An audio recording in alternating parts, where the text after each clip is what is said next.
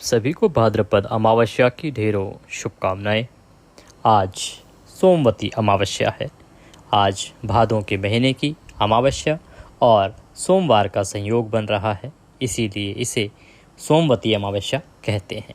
सोमवती अमावस्या का संयोग बहुत कम देखने को मिलता है, इसीलिए इस दिन पूजा पाठ पितृतर्पण का विशेष महत्व होता है। अमावस्या के दिन पितरों के निमित्त तर्पण किया जाता है, दान पुण्य किया जाता है, क्योंकि इससे पितरों की तृप्ति होती है। और जब पितरों की तृप्ति होती है तो परिवार की सभी बाधाएं, ग्रह कलेश, परिवार का आगे ना बढ़ पाना, ये सभी दोष दूर होते हैं। इसीलिए अमावस्या के दिन आपको अवश्य ही पितरों के निमित्त दान देना चाहिए और किसी ब्राह्मण को भोजन कराना चाहिए। साथ ही किसी पवित्र नदी में अगर संभव हो तो स्नान करना चाहिए और पितरों के निमित्त तर्पण करना चाहिए। तर्पण के समय आपको कुशा का प्रयोग करना चाहिए, अत्यंत शुभ फल देने वाली होती है। कुशा किस प्रकार से आपके जीवन को बदल सकती है, इससे संबंधित एक विस्तृत वीडियो हमने अपलोड किया है, उसको देखना ना भूलें। तर्पण में आपको काले तिल का प्रयोग भी करना चाहिए और तर्पण के बाद आपको दान पुण्य का कार्य करना चाहिए।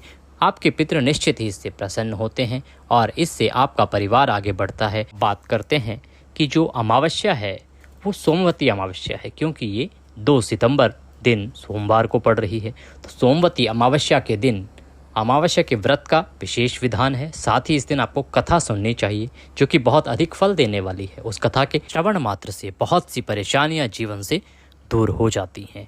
यह कथा हम आपको अभी कुछ ही समय में आरंभ करेंगे, सुनाएंगे। कथा को अवश्य सुने। से पहले एक सूक्ष्म जानकारी आपको अमावस्या के बारे में देते हैं कि सोमवती अमावस्या के दिन 108 परिक्रमा करने का विशेष विधान होता है। आपको पीपल या तुलसी की 108 परिक्रमा करने चाहिए।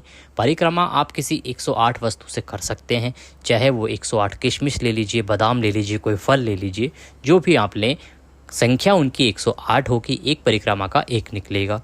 परिक्रमा के बाद वह एक प्रकार से हाथ लगाकर बायने के तौर पर अपनी किसी सास को, जेठानी को, नंद को दे सकते हैं या किसी ब्राह्मणी को दे सकते हैं। इससे आपके घर में बरकत होती है, आपके पति की आयु लंबी होती है। इसीलिए प्रत्येक सनातनी महिला सोमवती अमावस्या के दिन इस प्रकार 108 परिक्रमा करती हैं। इसका वर्णन सोमवती अमावस्या की कथा में भी विशेष रूप से आता है। हमारे इस चैनल पर जो भी जानकारी दी जाती है वो शास्त्रों के अनुसार दी जाती है, इसीलिए हमारे द्वारा दी गई जानकारियाँ बाकी चैनल पर दी गई जानकारियों से थोड़ी भिन्न होती हैं, क्योंकि हम कहीं सुनी बातों पर नहीं चलते हैं। जो शास्त्र बताते हैं हम उसके अनुसार ही आपको सारी जानकारी देते हैं।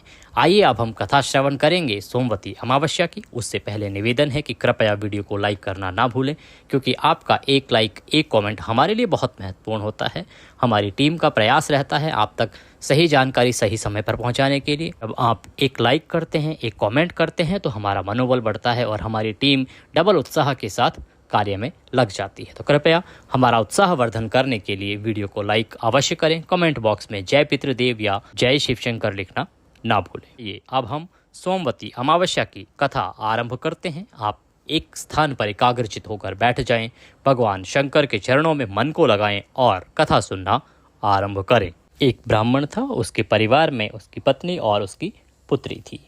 पुत्री धीरे धीरे बड़ी होने लगी थी। उस लड़की में समय के साथ सभी गुणों का विकास हो रहा था। लड़की सुंदर थी, संस्कारवान थी एवं गुणवान भी थी। लेकिन बहुत समय के बाद, बहुत प्रयास के बाद भी उसका विवाह नहीं हो पा रहा था। ब्राह्मण और ब्राह्मणी इससे बहुत चिंतित रहते थे कि कन्या अब बड़ी हो गई है और उसके योग्य कोई वर नहीं मिल रहा है।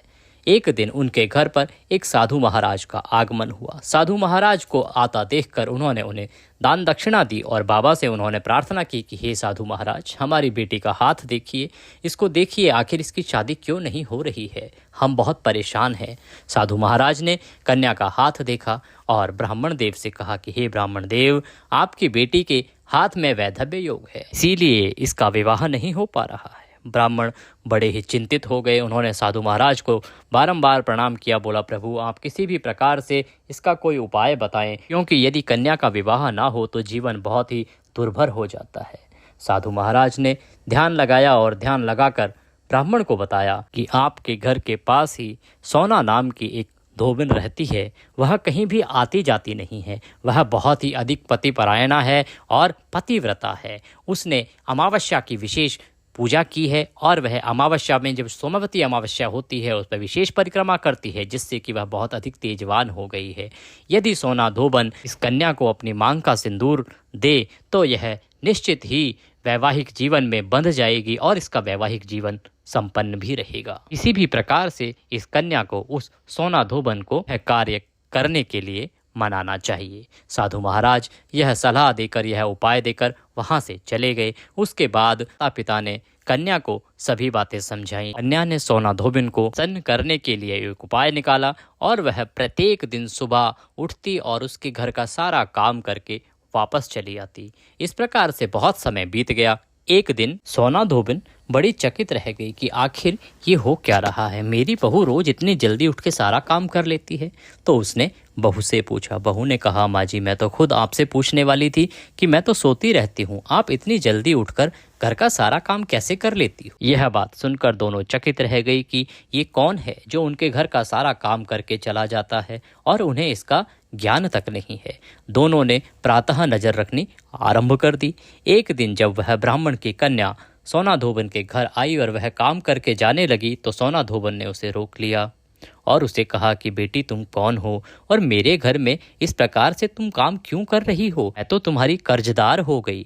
तब कन्या ने अपनी सारी बातें उस सोना धोबन को बताई। सोना धोबन ने कहा कि बेटी तूने मेरे घर का इतना काम किया है, मैं तुझसे बहुत प्रसन्न हूँ और मैं तेरे जीवन को सुखमय बनाने के लिए यह कार्य अवश्य करूँगी। और वह उस कन्या के घर गई। उसके वहाँ जाने पर उस कन्या का रिश्ता हो गया और शादी वाले दिन उसको उसने अपना सिंदूर दिया।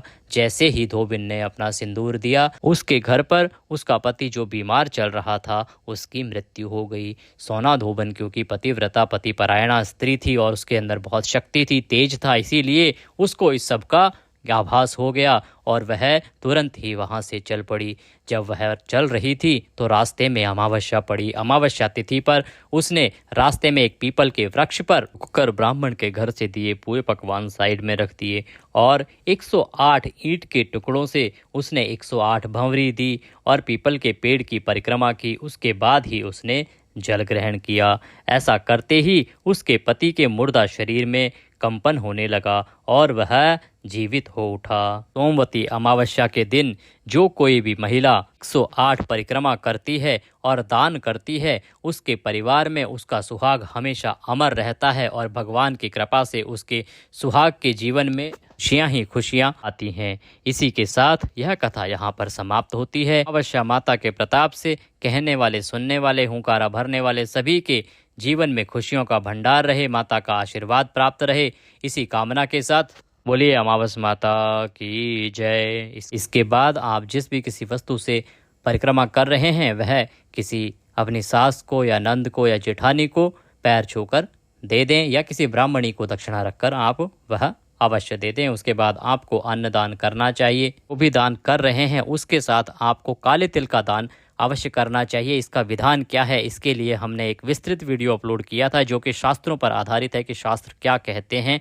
और बहुत ही गूढ़ रहस्य और गूढ़ ज्ञान की बातें हमने उसमें की हैं, तो कृपया उस वीडियो को देखना ना भूलें। इस प्रकार से दान पुण्य करने से अमावस्या के दिन आपके पितृ भी प्रसन्न होंगे और आपके जीवन में खुशियां ही खुशियां आएंगी। चैनल पर अगर नए हैं तो कृपया चैनल को सब्सक्राइब कर लें ताकि आपसे फिर मुलाकात हो सके।